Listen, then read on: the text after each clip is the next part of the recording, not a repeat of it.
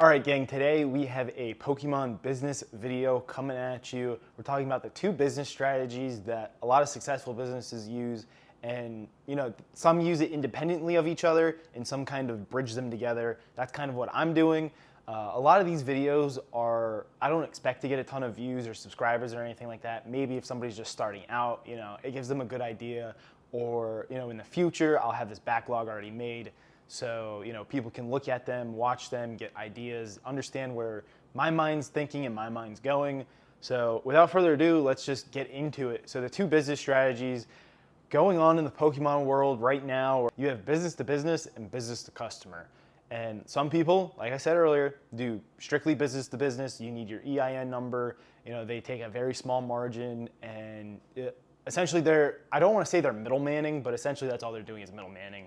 They take a small margin, they get it, they get it out. They get it out. It goes to another business, and then the business, whatever margin they have, they take that or they mark it up even more and move it to the end consumer. We're going to talk about the pros and cons essentially to each, and then if you guys would like to add any pros or cons that I haven't mentioned, because I'm sure there's a ton that I haven't mentioned, they're just kind of the ones that I could think of real quick. If you guys know any, drop them in the comments below. We'll continue this discussion, or hop in my Discord group and we can discuss there. You may ask, what qualifies me to talk about this? Well, I guess technically nothing. I'm just some dude filming Pokemon YouTube and Pokemon business YouTube in his apartment. Yeah, I don't even have a house. I have an apartment. And I run a semi-successful Pokemon business. I do both local meetups. Sometimes I vend shows, and I have my own website I sell through. Sometimes I sell through Discord. It just really kind of all depends. Yeah, I'm still kind of new to the game. Let's just put it that way. I'm still new to the game. Like I said earlier, you kind of get a peek at what's going through, my mind at these times. So we're going to start with business to business, talking about the pros of business to business. First, I think it's a lot easier because you don't have to deal with people and there's less SKUs. As somebody who buys collections, usually in the smaller dollar amount, it's kind of a pain in the ass to make a bunch of SKUs for your online website. Let's be real here, it's not hard, it's just time consuming, tedious, and annoying. I have to go Google whatever the thing is, copy paste the picture into Canva, make sure it's the right size it correctly, save that, download it, upload it to my website, and then I type in all the stuff, the titles, the description, make sure my price is right, my quantity is right, the SKU, I have to do the SEO for the picture, and then make sure it's in the right category so it shows up, and then I press live. And if you get a large collection, something that's like, say 100 grand, and they just have one of each thing, well, that's a big pain in the ass. That's going to take you a lot of time to go through and make all of those SKUs. It's going to take a long time to get all those pictures and all that stuff. Because the new meta these days is to basically take a picture of it, and any damage done, if there's a little slit here, now I have to take a picture of this booster box and, show that slit, and I put it in the description. I feel like you used to be able to just put it in the description like, hey, the box may have cuts or dents in it or something like that. But no, now you have to take pictures as well because that's the new meta. Takes even more time to do that. I have to dig shit out, take my pictures, and then now I have to upload the picture. Whatever, you guys get the picture. Creating SKUs, tedious, pain in the ass, and annoying. When it's business to business, a lot of times you don't have to even do anything like that. You can some people just post on their story. That's how they do sales. I like to do sealed cases. I either put them on Facebook first, which I still have to take pictures and all that crap, or I just put it in my Discord group. We have announcements for sealed cases. I'll ping the roll. This is what they are. This is the price. A lot easier that way, especially when I'm middlemaning. As you can tell, I do a combination of both right now, trying to figure out, where I want to be, or if I want to do both, which one will last longer, etc. Pro number 2 for business to business is they're typically bigger orders. I usually don't have that problem. As you can see here, my business, I guess you call them statistics or analytics or whatever you want to call it, says that I'm better than like 85% of hobby/game stores with my price per order. So that's awesome to see. I honestly don't believe that is very accurate, but I'm not Wix, so I have to believe it's accurate, I guess. I don't know, but it just baffles me that somebody at my small store size is doing that well in order size, essentially. But normally, B2B, business to business, is usually bigger orders because people need to buy in bulk. If I need to buy 100 ETBs, well, that's a huge order. And, now I don't have to deal with 100 different people selling one ETB. to 100 different people. I can sell 100 to one person, I ship it all, whatever I need to do, and it's repeatable because I know 100 ETBs fit in, whatever, this box. When you do stuff like that, everything's very fast and repeatable. You already know, you already have the boxes in order, whatever you need, you know what size it is, everything. And so you can just essentially expedite your shipping process as well. I'd like to think that in this market, a lot of stores just take anything they can get.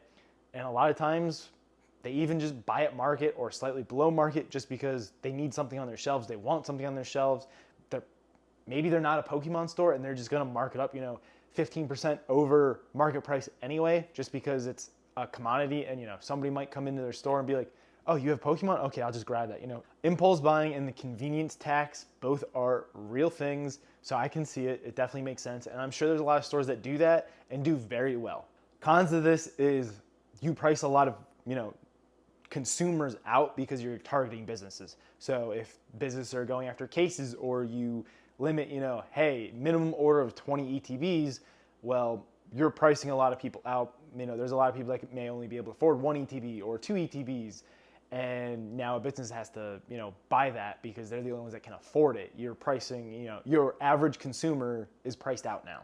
As I found out, I shipped 2 SPC cases to California. It was $50 before adding a signature or insurance cost, anything like that. So yeah, shipping gets expensive very, very quickly. And at the end of the day, if you don't pass that on, well, that's eating into your profits. And if you're doing B2B, odds are your profits might already be very slim to begin with. So you might end up losing money as you try to figure all of this out. So essentially what I do is I budget $50 minimum to ship stuff because a lot of customers come from California, especially if they're buying cases. Cases tend to be more expensive. I don't know for a fact, but I feel like California people are willing to spend more money on Pokemon. Plus, if they can avoid their sales tax, because a lot of places their sales tax is like 10% in California. If I can buy off of you for market price and immediately save 10%, odds are I'm probably going to do that. Now, if you give me even bigger of a discount, say you give me a 5%, well, now I'm getting a 15% discount. That's even better. You see what I'm saying? But because I live in North Carolina, that's a very far distance to ship, and the heavier, bigger boxes, it all adds up. So that shipping cost, I just already budget $50. If you live closer, odds are I usually will re-quote you a cheaper shipping price, but I usually just try to roll it all together. And I'll also add that, say it gets damaged in transit or your package gets lost in transit, more like an employee stole your product, that's gonna hurt quite a bit more. A small store like mine, if I had a $5,000 package go missing, that can essentially put me under. A bigger store might be able to eat that, but I can't. And say that gets damaged, well, if I have to refund part of that and say I'm only making 10% to begin with, well, on a $5,000 order, 10% is $500. So if I have to refund $500, well, now I broke even. But if stuff's damaged, usually people want a bigger discount than just 10%. And then they're gonna get beat up on the price when they go to sell it. I can understand both sides of that. I've been on both sides of that. It's just a shitty situation all the way around. And I mean, that's just cost of doing business essentially, but still it sucks. It's expensive. Taking those types of hits, they're just rough, and they can put a small business out of business very quickly. I will note that I am doing some business to business, although it's usually locally or shipping sealed cases. So I middleman sealed cases. If you're interested, join the Discord. As I mentioned earlier, we have a little tab in there, or channel or whatever, where I will ping what is available sealed cases. You pay me, I go buy it as the middleman, and then it arrives to me and I reship it to you. Essentially, that's how that works. Usually I try to give a small discount to market if I can. Some stuff is just market, but usually pretty decent deals there. It's just whether or not people want to take advantage of it. Locally, if there's some stuff that's a little difficult for me to move, I'll do some B2B with Pokemon. I tend not to do that a lot, but there's a couple card shops around me that will. I had a card shop that just exclusively bought Japanese off of me because they couldn't get it, or they didn't know how to get it, whatever it is. They just needed products. So they're like, I'll buy Japanese off of you. And it was like every week. every 2 weeks. Sometimes it was 2-3 times a week. And that was the easiest way for me to offload my Japanese stuff. And yeah, I would take a lower margin because, he'd be spending $500 to $1,000 a week with me. Yeah, I'll take a lower margin. That way you can have, a little bit of more profit room. You can have a little bit more margin. And, you keep coming back to me instead of somebody else, because everybody and their brother has Japanese right now. So yeah, I do a mix of that. So let's talk about the pros for business consumer. And this, in my opinion, tends to be a lot harder. I think the margin can be a little bit better, although also at times it can be a little bit worse. A lot of times people don't want to pay full market or just don't want to pay your margin. But I think for the most part, it's usually better because they're not going, I need a margin, I need room to make profit. Because they're the end consumer. They're either going to open it, they're going to throw it on their shelf, whatever they're going to do, they're the end consumer. So you can sell it for market or close to market. You don't have to worry about I need profit too, I need a margin, I need room. You don't have to worry about none of that. And again, that can get super annoying. The issue is you make your money through volume. So if I'm like with these Chinese boxes, I'm only making 7%. So how many of these do I need to sell to make it really worth my time? You see what I'm saying? So I might only make $2 a box. If I'm only making $2 a box and a case is 20, well, I make 40 bucks a case. How many cases do I have to sell to whatever, buy a Ascended Heroes ETV? A lot. You see what I'm saying? So that's kind of how that works. You need a high volume. And the issue with that is if you're a small store like me, you don't always have the most volume. You don't have the most orders. You don't have the most people checking on your website, constantly buying stuff. So that can be an issue as well. Even though it's a pro, it can be a con. I also think the cheaper pricing means you can market it to more people. At the end of the day, there is more consumers than businesses.